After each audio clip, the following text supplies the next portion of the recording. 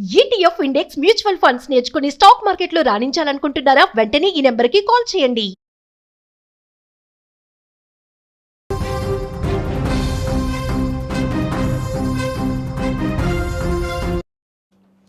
మహారాష్ట్రలో నెలకొన్న ఘోర విమాన ప్రమాదం ఇప్పుడు దేశ రాజకీయాలలో పెను సంచలనంగా మారింది. మహారాష్ట్ర డిప్యూటీ సీఎం ఈ యొక్క ప్రమాదంలో మృతి చెందినటువంటి ఘటన ప్రకంపనలు రేపుతోంది.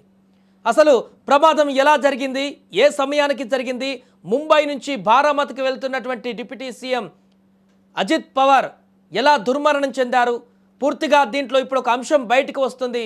ఎలా జరిగింది? 8:45 ముంబై నుంచి బారామతికి సభలో పాల్గొనడానికి బయలుదేరుతున్నారు అజిత్ పవార్. ఎగ్జాక్ట్గా బారామతికి చేరుకున్నారు, విమానాశ్రయానికి చేరుకున్నారు. కాసేపట్లో ల్యాండింగ్ కాబోతుంది. మరి కాసేపట్లో ల్యాండ్ అవుతున్నటువంటి క్రమంలోనే 8:45 సమయం మాత్రమే జరుగుతుంది. ఆ సమయంలో విమాన ప్రమాదం ఒక్కసారిగా జరిగింది. అంతా సజావుగా సాగుతుందనుకున్న సమయంలో విమానం ఒక్కసారిగా కుప్పకూలింది. ప్రైవేట్ చార్టర్డ్ ఒక్కసారిగా కుప్పకూలినటువంటి ఘటన ఏర్పడింది. బారామతి ఎయిర్పోర్ట్లో ల్యాండ్ కావాల్సి ఉంది. రన్వేపై విమాన చక్రాలు తాకడానికి కొద్ది క్షణాల ముందు పరిస్థితులు పూర్తిగా మారిపోయాయి. అప్పటి వరకు పైలట్ నియంత్రణలో ఉన్నటువంటి విమానం ఒక్కసారిగా అదుపు తప్పింది.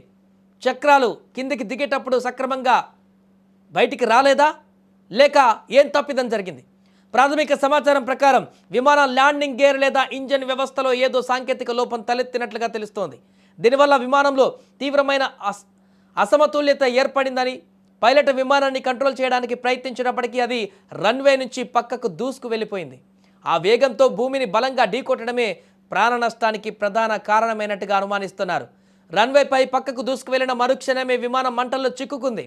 విమానంలోని ఇంధనం వల్ల మంటలు వేగంగా వ్యాపించి భారీ పేలుడు సంభవించినట్లుగా ప్రత్యక్ష సాక్షులు అక్కడ చూసిన వాళ్ళు చెబుతున్నారు.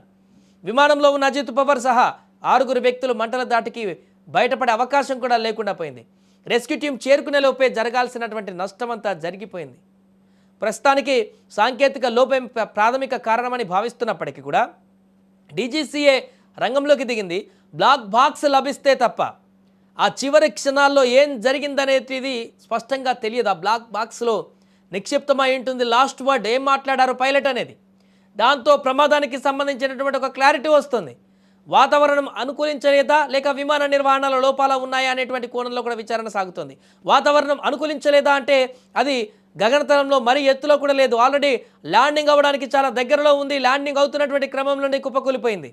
అక్కడ వాతావరణం అనుకూలించకపోవడానికి పెద్దగా స్కోప్ ఉండదనేటువంటి అనుమానాలు కూడా కలుగుతున్నాయి. అయితే మరి ప్రమాదం ఎలా జరిగింది, టెక్నికల్ ఇష్యూ ఖచ్చితంగా అయి ఉండవచ్చు అనేటువంటి ప్రశ్నలు కూడా ఇప్పుడు కనిపిస్తున్నాయి. ఏదైతే విమానం ల్యాండ్ అయ్యేటువంటి క్రమంలో విమానానికి ఉండేటువంటి కింద గిరికలు టైర్లు ఓపెన్ అయ్యి అది అక్కడ ల్యాండ్ అయ్యేటువంటి రన్వే పైన ల్యాండ్ అయ్యి ముందుకు వెళ్లాల్సినటువంటి క్రమంలోనే స్పీడ్గా వస్తున్నటువంటి విమానం రన్వే మీద దిగేటువంటి క్రమంలోనే ఆ టైర్లు అనేటివి ఓపెన్ కాకపోవడం వల్ల నేరుగా దానికి డాష్ ఇచ్చి ఉండవచ్చు అనేటువంటి ఒక అనుమానాలు కూడా ఇప్పుడు కనిపిస్తున్నాయి. అందుకే బ్లాక్ బాక్స్లో నిక్షిప్తమైనటువంటి అంశాన్ని ఇప్పుడు బయటికి తీస్తే పైలట్లు చివరి వద్ద ఏం మాట్లాడారు, ప్రమాదం ఎలా జరిగింది అనేటువంటి ఒక అంచనా వాళ్ళకి తెలిసి ఉంటుంది.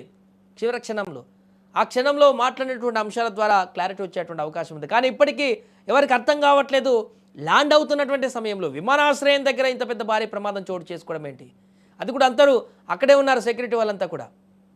మంటలు ఒకసారి ఎగిసిపడ్డ క్షణాల్లో, అంటే భారీ ప్రమాదం ఇది. చాలా స్పీడ్లో ఉంటుంది విమానం. హెవీగా ప్రమాదం జరగడంతో తునాతునకలు అయిపోయింది విమానం. అగ్ని అంతా కూడా దాహాలంగా అక్కడ వ్యాపించింది. అందులో ఉన్నటువంటి మనుషులందరినీ కూడా వెంటనే ఆ అగ్నికిలలు అంటేసుకున్నాయి. దూరంలో ఉన్నటువంటి సెక్యూరిటీ చూసి పరిగెత్తుకుంటూ వచ్చేలోపే జరగాల్సిన నష్టం అంతా జరిగిపోయింది. అజిత్ పవార్ అప్పటికే తీవ్ర గాయాలతో కొట్టుమిట్టాడుతూ మరణించినటువంటి పరిస్థితి. ఈ ఘోరమైనటువంటి ప్రమాదం 8:45 ప్రాంతంలో ఉదయం చోటు చేసుకున్నట్టుగా చెప్తున్నారు. ఒక్కసారిగా ఈ ఘటన ఇంకా నమ్మలేకపోతున్నారు మహారాష్ట్ర ప్రజలు. అదేంటి, ఉదయమే వార్తల్లో చూసాం 7 గంటలకు ముంబై నుంచి బయలుదేరుతున్నారు అజిత్ పవార్. బారామతి సభలో పాల్గొనబోతున్నారు. కాసేపట్ల ఎన్నికల ప్రచార సభలో పాల్గొనబోతున్నారు. ఎన్నికల హడావుడి కొనసాగుతుందనుకుంటున్నటువంటి సందర్భంలో మరలా టీవీ ఆన్ చేసేసరికి అజిత్ పవార్ మృతి అనేటువంటి వార్త వారికి ఏమాత్రం కూడా అర్థం కానటువంటి పరిస్థితికి దారితీసింది. దీంతో కార్యకర్తలు కూడా పూర్తిగా ఏం చేయాలో అర్థం కాక సభకు వచ్చిన వారందరూ కూడా కొందరు ఎయిర్పోర్ట్ వైపు పరుగులు తీస్తున్నారు, కొంతమంది ఆసుపత్రి వైపు పరుగులు తీస్తున్నారు. అజిత్ పవార్కి ఏమైందని చెప్పేసి తీవ్రమైనటువంటి ఉద్రిక్త వాతావరణం నెలకొంది ఆ బారామతి ప్రాంతంలో. అయితే ఎవరు ఊహించినటువంటి పరిణామం. అందుకే ఈ యొక్క అజిత్ పవార్ మృతి చెందారనేటువంటి వార్తను కూడా వారు ఇంకా జీర్ణించుకోలేకపోతున్నారు. ఎంతో ఎక్కడో ఒక స్కోప్, అరే అక్కడ ఇంకా చనిపోకపోవుండొచ్చు, ఎక్కడొక గాయాలతోటి ప్రమాదంతో హాస్పిటల్కి ఇట్లా ఏమైనా ట్రీట్మెంట్కి ఇట్లా తీసుకుంటున్నారేమో అనేటువంటి ఒక అట్లా అనుకునే వాళ్ళు కూడా ఉన్నారు. కానీ అక్కడ జరగాల్సిన నష్టం జరిగిపోయింది. ప్రమాదానికి సంబంధించినటువంటి కొన్ని కారణాలు అయితే స్పష్టంగా కనిపిస్తున్నాయి. సాంకేతిక లోపాలు అనేటువంటి అంశాన్ని ప్రస్తావనకు తీసుకొస్తున్నారు. అది ల్యాండ్ అయ్యే టైంలో అయితే సాంకేతిక సమస్యలు పూర్తిగా సాంకేతిక సమస్యలు ఉండవచ్చు. వాతావరణ పరిస్థితులు ఏంటిది ల్యాండ్ అయ్యే టైంలో మేబీ అక్కడ అంతా 8 గంటల 45 నిమిషాల సమయం, ఆల్రెడీ రన్వే క్లియర్గా ఉంటుంది. ల్యాండ్ అయ్యేటువంటి టైంలో ఒకవేళ వాతావరణం అనుకూలించకపోతే సిగ్నల్స్ ఇస్తారు, కానీ అక్కడ ల్యాండ్ అయిపోయారు. టెక్నికల్ సమస్యల వల్లనే ఇది జరిగి ఉండవచ్చు అనేటువంటి ప్రశ్నలు కూడా కనిపిస్తున్నాయి. ఏదేమైనా కూడా ఈ విపత్కరమైనటువంటి పరిస్థితి నుంచి మహారాష్ట్ర ప్రజలు త్వరగా బయటపడాలని కోరుకుందాం.